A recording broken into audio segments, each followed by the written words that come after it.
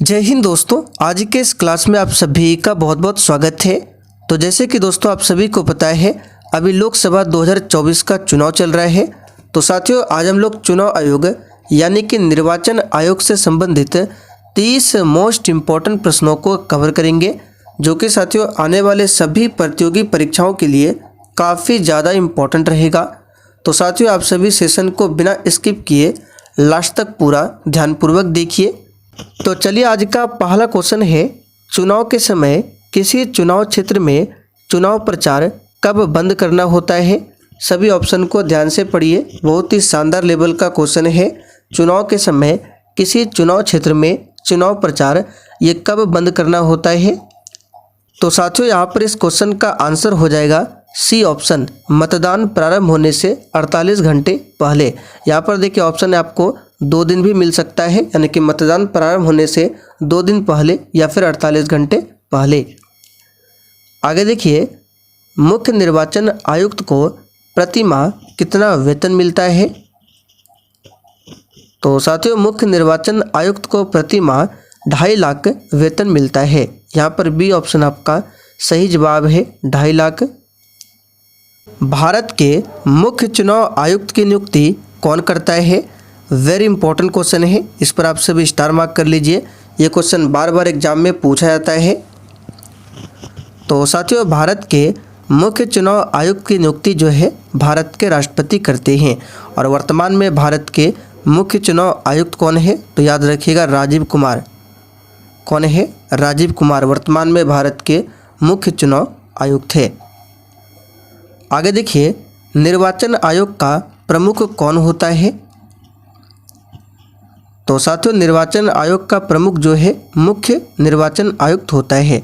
यहाँ पर अगर आपने ऑप्शन डी को दिया है तो आपका बिल्कुल सही आंसर है। आगे देखिए, भारतीय संविधान के किस अनुच्छेद में निर्वाचन आयोग के लिए प्रावधान है।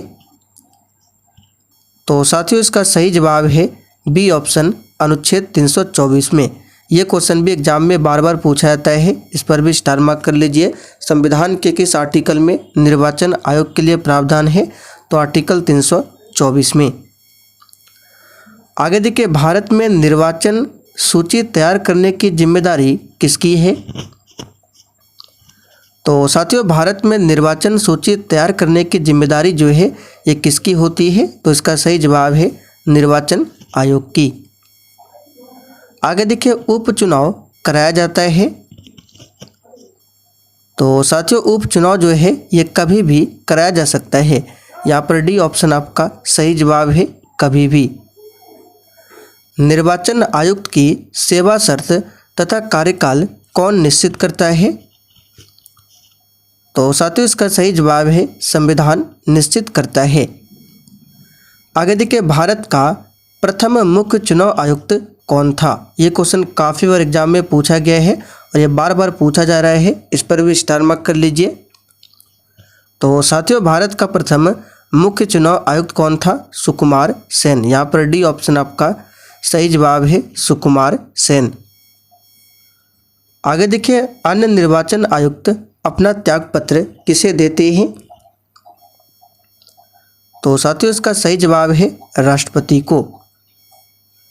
आगे देखिए, ईवीएम का प्रयोग भारतीय चुनाव में कब प्रारंभ हुआ था। मोस्ट इंपॉर्टेंट क्वेश्चन है। तो साथियों ईवीएम का प्रयोग भारतीय चुनाव में 1998 से प्रारंभ हुआ था। यहाँ पर सी ऑप्शन आपका सही जवाब है, 1998। आगे देखिए, भारत के मुख्य चुनाव आयुक्त की नियुक्ति कौन करता है। तो साथियों अभी हमने आपको बताया भारत के मुख्य चुनाव आयुक्त की नियुक्ति जो है भारत के राष्ट्रपति करते हैं। यहाँ पर सी ऑप्शन आपका सही जवाब है, राष्ट्रपति। भारत में पहली बार महिलाओं को मताधिकार कब प्राप्त हुआ था। साथियों ये मोस्ट रिपीटेड क्वेश्चन है, इसे अभी याद कर लीजिए। तो देखिए, भारत में पहली बार महिलाओं को मत देने का अधिकार जो है ये प्राप्त हुआ था 1926 में। तो यहाँ पर बी ऑप्शन याद कर लीजिए, 1926 में। आगे देखिए, मत देने का अधिकार किस आयु पर मिलता है। तो साथियों ये तो सभी को पता है, 18 वर्ष की आयु पर। आगे देखिए, मुख्य निर्वाचन आयुक्त की पदावधि कितनी होती है? ये क्वेश्चन भी एग्जाम के लिए इम्पोर्टेंट बनेगा। तो साथियों, मुख्य निर्वाचन आयुक्त की जो पदावधि होती है ये 6 वर्ष या 65 वर्ष की आयु जो भी पहले पूर्ण हो। यहाँ पर ए ऑप्शन आपका सही जवाब है। अगला क्वेश्चन देखिए, अन्य निर्वाचन आयुक्त की पदावधि कितनी होती है? तो साथियों, मुख्य निर्वाचन आयुक्त की पदावधि 6 वर्ष या 65 वर्ष की आयु जो भी पहले हो, और अन्य निर्वाचन आयुक्त की पदावधि 6 वर्ष या 62 वर्ष की आयु जो भी पहले पूर्ण हो। तो क्वेश्चन नंबर 15 और क्वेश्चन नंबर 16 दोनों आपको ध्यान रखना है, एग्जाम में पूछा जाता है। आगे देखिए, भारत में मतदान की आयु सीमा को 21 वर्ष से घटाकर 18 वर्ष कब किया गया?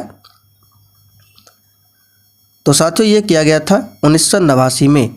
यहाँ पर बी ऑप्शन आपका सही जवाब है। अब यहाँ से क्वेश्चन बन सकता है, ये जो 21 वर्ष से घटाकर 18 वर्ष किया गया था, कौन से संशोधन से? तो याद रखिएगा 61वां संशोधन जो कि 1989 में हुआ था।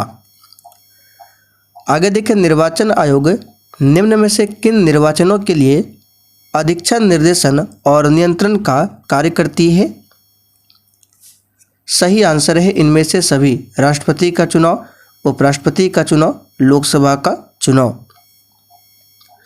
आगे देखिए, संविधान लागू होने के बाद राष्ट्रपति ने पहली बार कब 2 व्यक्तियों को मुख्य निर्वाचन आयुक्त की सहायता के लिए निर्वाचन आयुक्त के पद पर नियुक्त किया था? तो साथियों, इसका सही जवाब है 1989 में। चलिए आगे देखिए, तारकुंडे समिति तथा गोस्वामी समिति का संबंध किससे है? तो साथियों, इसका सही जवाब है ए ऑप्शन, चुनाव व्यवस्था में आमूल सुधार से। आगे देखिए, मुख्य निर्वाचन आयुक्त की नियुक्ति तथा उसको हटाने का अधिकार निम्नलिखित में से किसको है? तो साथियों, मुख्य निर्वाचन आयुक्त की नियुक्ति कौन करता है? भारत के राष्ट्रपति, और भारत के राष्ट्रपति को ही उसको हटाने का अधिकार है। आगे देखिए, संसद द्वारा दिसंबर 1989 में निर्मित कानून अनुसार एक नागरिक के वयस्क होने की कानूनी आयु क्या है? सिंपल सा क्वेश्चन है। पहले 21 वर्ष था और 1989 में जो एक कानून आया था 61वां संशोधन, इसके माध्यम से उम्र किया गया 18 वर्ष। निम्नलिखित में से कौन मतदाता सूची को बनाकर तैयार रखता है? तो साथियों, मतदाता सूची को बनाकर तैयार रखता है निर्वाचन आयोग। आगे देखिए, संसद द्वारा मुख्य निर्वाचन आयुक्त तथा अन्य निर्वाचन आयुक्तों की सेवा शर्तों से संबंधित अधिनियम कब पारित हुआ था? तो प्यारे साथियों, यह पारित हुआ था 1994 में। आगे देखिए, प्रत्यक्ष निर्वाचन किसे कहते हैं? तो साथियों, प्रत्यक्ष निर्वाचन किसे कहते हैं? इसका सही आंसर है जनता द्वारा प्रतिनिधि चुनना। यहाँ पर सी ऑप्शन सही है। और देखिए साथियों, जिन्होंने अभी तक सेशन को लाइक नहीं किया है, प्लीज़ आपसे रिक्वेस्ट है आप लोग सेशन को साथ में लाइक करते हुए चलिए। आगे देखिए, निर्वाचन आयोग का अध्यक्ष कौन होता है? तो साथियों, निर्वाचन आयोग का अध्यक्ष होता है मुख्य निर्वाचन आयुक्त। एक व्यक्ति कितनी जगह से चुनाव लड़ सकता है? तो साथियों, एक व्यक्ति कितनी जगह से चुनाव लड़ सकता है? तो यहाँ पर आपको ऑप्शन के अकॉर्डिंग चलना है। 2 से अधिक निर्वाचन क्षेत्रों से चुनाव नहीं लड़ सकता है, यानी कि कम से कम 2 जगह से वो व्यक्ति चुनाव लड़ सकता है। 2 से अधिक निर्वाचन क्षेत्रों से चुनाव नहीं लड़ सकता है। 1952 को वर्ष भारतीय इतिहास में क्यों महत्वपूर्ण है? तो साथियों, 1952 का जो वर्ष है ये भारतीय इतिहास में क्यों महत्वपूर्ण है? तो इसका सही आंसर है लोकसभा का प्रथम आम निर्वाचन हुआ था। भारत की निर्वाचन पद्धति निम्न में से किस देश के निर्वाचन पद्धति के अनुरूप है? तो साथियों, ये ब्रिटेन देश के अनुरूप है। यहाँ पर सी ऑप्शन आपका सही है। चलिए आज का आखिरी क्वेश्चन देखिए, निर्वाचन आयोग का अध्यक्ष कौन होता है? इस क्वेश्चन को अभी हमने आपको ऊपर बताया था, तो अगर आपने ध्यान से सुना है तो इसका आंसर आप लोग नीचे कमेंट करके बताइए। तो चलिए साथियों, आज के लिए इतना ही। तब तक के लिए जय हिंद।